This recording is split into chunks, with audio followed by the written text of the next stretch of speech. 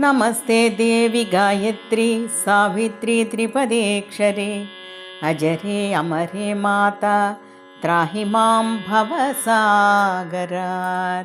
नमस्ते सूर्यसङ्कासे सूर्यसावित्रे केमले ब्रह्मविद्ये महाविद्ये वेदमातर्नमोऽस्तु ते। अनन्तकोटिब्रह्माण्डव्यापिनी ब्रह्मचारिणी नित्यानन्दे महामाये परेशानी नमोऽस्तु ते।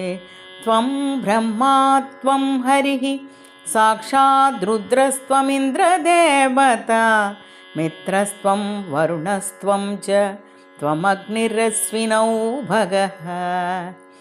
पूषार्यमा मरुत्वांश्च ऋषयोऽपि मुनीश्वराः पितरो नागयक्षांश्च गन्धर्वाप्सरसाङ्गणाः रक्षो भूतपिशाचाश्च त्वमेव परमेश्वरे ऋग्यजुस्सामविद्याश्च अधर्वाङ्गिरसानि च त्वमेव सर्वशास्त्राणि त्वमेव सर्वसंहिताः पुराणानि च तन्त्राणि महागममतानि च त्वमेव पञ्चभूतानि तत्त्वानि जगदीश्वरे ब्राह्मी सरस्वती सन्ध्या तुरीया त्वं महेश्वरी तत्सद्ब्रह्मस्वरूपा त्वं किञ्चित् सदसदात्मिका परात्परेसी गायत्री नमस्ते मातरम्बिके।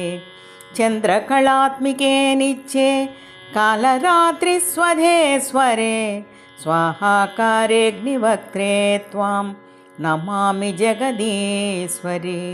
नमो नमस्ते गायत्री सावित्री त्वं नमाम्यहं सरस्वती नमस्तुभ्यं तुरीये ब्रह्मरूपिणी। अपराधसहस्राणि त्वसत्कर्मशतानि च मत्तो जातानि देवेसि त्वं क्षमस्व दिने दिने।